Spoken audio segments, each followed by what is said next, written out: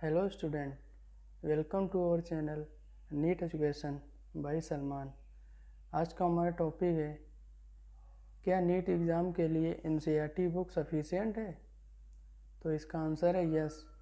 जब से NTA exam करा रहा है तब से पूरा पेपर, चाहे वो बायो का हो, चाहे वो केमिस्ट्री में ऑर्गेनिक और इनऑर्गेनिक का हो, वो पूरा का पूरा पेपर एनसीईआरटी बेस ही आ रहा है जब से एनटीए एग्ज़ाम करा रहा है। एनटीए 3 से 4 साल से एग्ज़ाम कंडक्ट करवा रहा है नीट का, और जब से एनटीए एग्ज़ाम कंडक्ट करवा रहा है तब से बायोलॉजी का पूरा पेपर एनसीईआरटी बेस ही आ रहा है। एक भी क्वेश्चन आउट ऑफ एनसीईआरटी नहीं आ रहे हैं। इस साल 2022 में नीट 2022 में 90 में से 90 क्वेश्चन एनसीईआरटी से ही आए थे।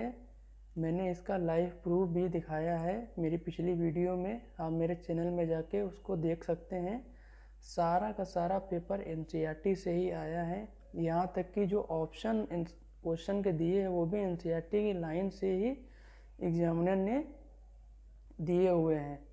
तो आप बस एनसीईआरटी पे ही फोकस करिए, एनसीईआरटी के अलावा और कोई बुक प्रीफर ही ना करिए, क्योंकि NCERT is sufficient more than sufficient for NEET exam. इसके अलावा और कोई बुक से आप पढ़े ही ना।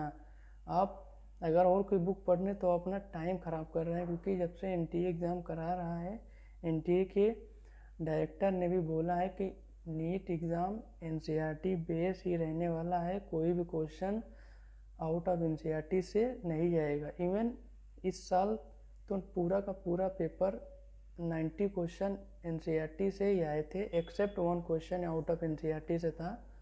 वो जो कलर ब्लाइंडनेस वाला आया था क्वेश्चन, वो आउट ऑफ एनसीईआरटी से था। वो भी कह नहीं सकते कि आउट ऑफ एनसीईआरटी से ही था, क्योंकि कॉन्सेप्ट एनसीईआरटी का ही वो था। अगर आपने प्रीवियस ईयर क्वेश्चन लगाए होंगे तो वो प्रीवियस ईयर क्वेश्चन का ही उन्होंने क्वेश्चन दे दिया था। तो आप ओनली एनसीईआरटी पे ही फोकस करिए, इसके अलावा और कोई बुक आप प्रिफर मत करिए। चाहे वो आपका कोचिंग इंस्टीट्यूट, आप समझने के लिए वो टॉपिक पढ़ सकते हैं कोई भी बुक से, लेकिन आपको प्रायोरिटी आपको एनसीईआरटी को ही देना है। और एनसीईआरटी जितनी बार पढ़ेंगे उतनी बार आपको वो अच्छे से समझ में आएगी। एक बार में एनसीईआरटी किसी को समझ में नहीं आती है, चाहे वो टॉपर ही क्यों ना हो। मुझे खुद नहीं एनसीईआरटी एक बार में समझ में आती थी, लेकिन जैसे जैसे मैंने जैसे द लिविंग वर्ल्ड है 11 की जो 11 एनसीईआरटी है, उसका जो पहला चैप्टर द लिविंग वर्ल्ड, वो मैंने जब एक बार पढ़ा मुझे समझ में नहीं आया, बस मैं ऐसे ही थोड़ा रीडिंग करते हुए चला गया। लेकिन जब मैं दूसरी बार उसको पढ़ा और आराम से मैंने उसको पढ़ा, धीरे धीरे से समझते हुए, तो मुझे हाँ एनसीईआरटी समझ में आई। और एनसीईआरटी मुझे बाद में और ज़्यादा समझ में आई जब मैंने प्रीवियस ईयर क्वेश्चन लगाए, क्योंकि प्रीवियस ईयर क्वेश्चन से आपको पता चलता है कि एग्जामिनर कहाँ से क्वेश्चन देगा। और एनसीईआरटी जब आप 3 से 4 बार उस टॉपिक को पढ़ेंगे तो आपको खुद लगने लगेगा कि ये इम्पोर्टेंट है, यहाँ इस लाइन से एग्जामिनर क्वेश्चन दे सकता है, इस लाइन से असर्शन रीजन भी क्वेश्चन बन सकते हैं, इस लाइन से स्टेटमेंट वाले भी क्वेश्चन बन सकते हैं। ये आपको तभी पता चलेगा जब आप प्रीवियस ईयर क्वेश्चन अच्छे से लगाएंगे। तो मैं आपसे यही कहूँगा, बस आप ओनली एनसीईआरटी पे ही फोकस कीजिए, क्योंकि एनटीए एग्ज़ाम करा रहा है, एनटीए पूरा का पूरा पेपर एनसीईआरटी बेस ही दे रहा है। 3 से 4 साल से जो भी एग्ज़ाम एनटीए करा रहा है, पूरा का पूरा पेपर एनसीईआरटी से ही आ रहा है। कोई भी क्वेश्चन आउट ऑफ एनसीईआरटी नहीं आ रहा है। मैंने आपको मेरी पिछली वीडियो में मैंने आपको लाइव प्रूफ भी दिखाया है कि विद एनसीईआरटी मैंने मेंशन करके वीडियो में दी है और अंडरलाइन किया है, जहाँ से क्वेश्चन उन्होंने दिया है, जहाँ से क्वेश्चन एनसीईआरटी में उन्होंने दिया था मैंने उसको मार्क किया है हाइलाइटर से। आप मेरी पिछली वीडियो में जाके देख सकते हैं। मैं आपको लाइव प्रूफ और दिखाना चाहता हूँ। जैसे ये क्वेश्चन है, ये मेरा कोड R2 था, आपका कोड जो भी हो उससे वो क्वेश्चन मैच कर लेना। ये क्वेश्चन है, in the following palindromic basis sequences of DNA, ये क्वेश्चन आपको मिलेगा 12th की एनसीईआरटी पेज नंबर 197 में इसका सॉल्यूशन है, मैं अभी आपको दिखाऊंगा। तो ये क्वेश्चन है, in the following palindromic based sequence of DNA which one can be cut easily by particular restriction enzyme. तो इसका आंसर होता है जी, इसका आंसर ये देखिए, ये थर्ड वाला ऑप्शन सही है, GAATTC।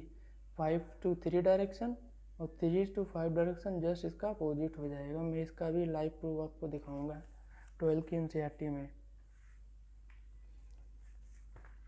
ये मेरी 12 की एनसीईआरटी है, आप पेज नंबर 196 ओपन करिए। 12 की एनसीईआरटी पेज नंबर 196, इसमें साफ साफ मेंशन के रखा है, ये देखिए GAATTC, फिर इसका जस्ट अपोजिट हो जाता है ये पैलिंड्रोम, और ये एक ही रेस्ट्रिक्शन एंजाइम ये GAATTC को काटता है।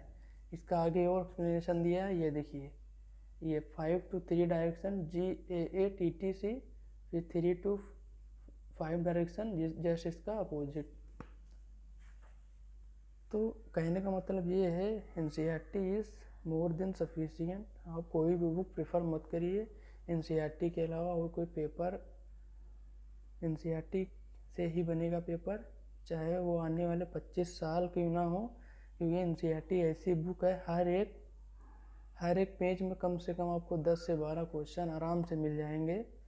एनसीईआरटी आने वाले 25 समय में भी एनसीईआरटी से अगर क्वेश्चन बने ना, तो भी एनसीईआरटी में क्वेश्चन आराम से भी बन सकते हैं, कितने भी, क्योंकि NCERT is very very important. NCERT के मुकाबले कोई बुक नहीं है। आप एनसीईआरटी को अच्छे से पढ़िए, पेपर एनसीईआरटी से ही आएगा।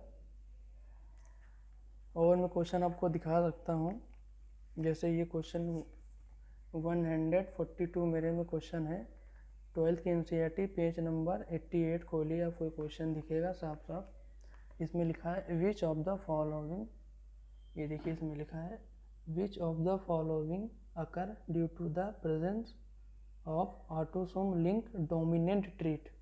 ध्यान दीजिए, डोमिनेंट ट्रीट, तो इसका आंसर हो जाएगा मायोटोनिक डिस्ट्रॉफी। इसका आंसर के लिए आप 12th की एनसीईआरटी पेज नंबर 88 ओपन करिए, अभी आपको इसका आंसर दिखेगा। ये देखिए, ये मेरी 12th की एनसीईआरटी है, पेज नंबर 88, 12th की एनसीईआरटी पेज नंबर 88।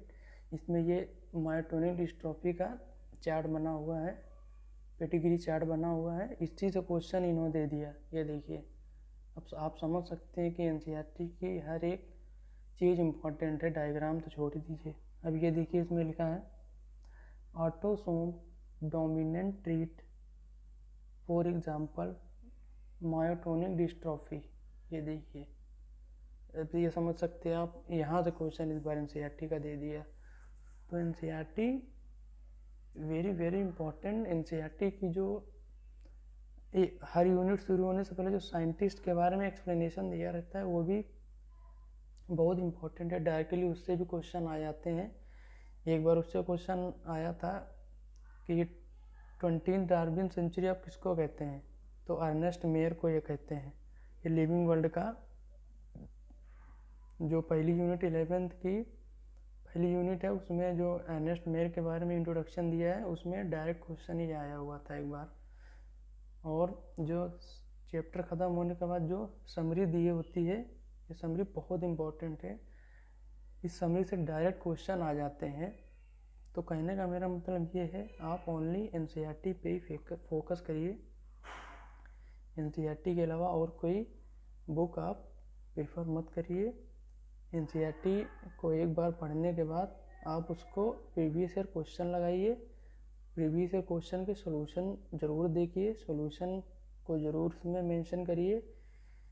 ये जो स्पेस होता है एनसीईआरटी बुक में, ये 11th की बुक में स्पेस होता है, 12th की बुक में भी स्पेस होता है। ये स्पेस इसीलिए गिवन दिया है कि जो भी इम्पोर्टेंट चीज़ एनसीईआरटी में नहीं दे रखी है, वो आप यहाँ मेंशन कर सकते हैं, जो आपको सॉल्यूशन में मिलेगी। जो प्रीवियस ईयर क्वेश्चन जब आप लगाएंगे, तो जो उस टॉपिक का जो भी क्वेश्चन दिया हो, उसमें आप ये डायरेक्टली लगा सकते हैं।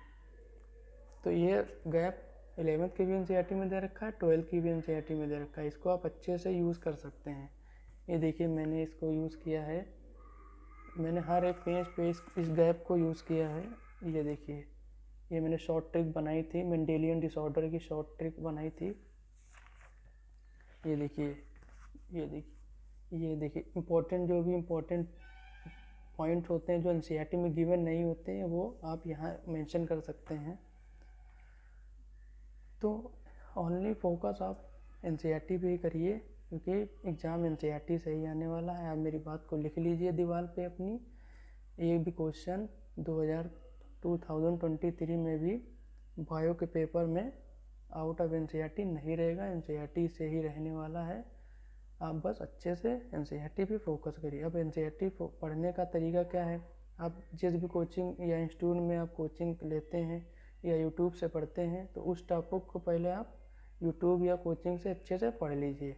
जैसे सपोज़ आपने बायोलॉजिकल क्लासिफिकेशन 11th की एनसीईआरटी का पढ़ा, आपने कोचिंग में पढ़ा, इंस्टीट्यूट में पढ़ा, अब आपको इसको घर पे आके एनसीईआरटी से एक बार थोरोली अच्छे से पढ़ना है। देन उसके बाद आपको क्वेश्चन लगाने हैं प्रीवियस ईयर। जब आप प्रीवियस ईयर क्वेश्चन लगाएंगे तो आपको समझ में आएगा कि चैप्टर में क्या इंपॉर्टेंट है और क्या इंपॉर्टेंट नहीं है, कहाँ से एग्जामिनर क्वेश्चन दे सकता है, कहाँ से एग्जामिनर क्वेश्चन नहीं दे सकता है। तो देन उसके बाद एक बुक और होती है एनसीईआरटी फिंगर टिप्स। आप एनसीईआरटी फिंगर टिप्स ज़रूर लगाइए, बायोलॉजी की और केमिस्ट्री की बहुत इंपॉर्टेंट है। एमटीजी की जो एनसीईआरटी फिंगर टिप्स है वो बहुत इंपॉर्टेंट है। आप एमटीजी खरीद लीजिए, क्योंकि इसमें कोई भी टाइप का एरर नहीं मिलेगा आपको और सॉल्यूशन भी अच्छे से दे रखा है। ऐसे जो प्रीवियस ईयर क्वेश्चन है आपका, ये आप एमटीजी की खरीदिए, क्योंकि मैंने भी एमटीजी का ही ख़रीदा था और उसमें काफ़ी अच्छा एक्सप्लेनेशन दे रखा है। अदर बुक में तो खाली बस उसका आंसर बता देंगे कि क्वेश्चन नंबर 2 का आंसर 1, लेकिन एमटीजी में ऐसा नहीं है, उसमें अच्छा सा एक्सप्लेन किया है उन्होंने और एनसीईआरटी का एक्सप्लेनेशन दिया है, कोई बाहर से एक्सप्लेनेशन भी नहीं दिया है। और उसमें आपको मेन ये है कि आपको एरर नहीं मिलेगा आपको। तो बस आप, मेरा यही है कि आप बस अच्छे से एनसीईआरटी पढ़िए। NCERT is sufficient for NEET exam. NCERT से बाहर कुछ भी आने वाला नहीं है, आप बस एनसीईआरटी पे ही फोकस करिए। इसके अलावा बाकी अगर आपको कोई भी क्यूरी हो या कोई प्रॉब्लम हो एनसीईआरटी पढ़ने में, मेरा नंबर है, आप मुझे कांटेक्ट कर सकते हैं। मैं आपको बता सकता हूँ कैसे आपको पढ़ना है। डिस्क्रिप्शन में मेरा नंबर मिल जाएगा, उसको आप कॉल करके मुझसे पूछ सकते हैं कि कैसे पढ़ना है, कैसे एनसीईआरटी नहीं पढ़ना है। और मेन ये है कि जब तक आप प्रीवियस ईयर क्वेश्चन नहीं लगाएंगे तब तक आपको समझ में नहीं आएगा कि हमको क्या इम्पोर्टेंट है और क्या इम्पोर्टेंट नहीं है। तो thank you for watching my video. मेरे चैनल को लाइक और सब्सक्राइब कर दीजिएगा। Thank you.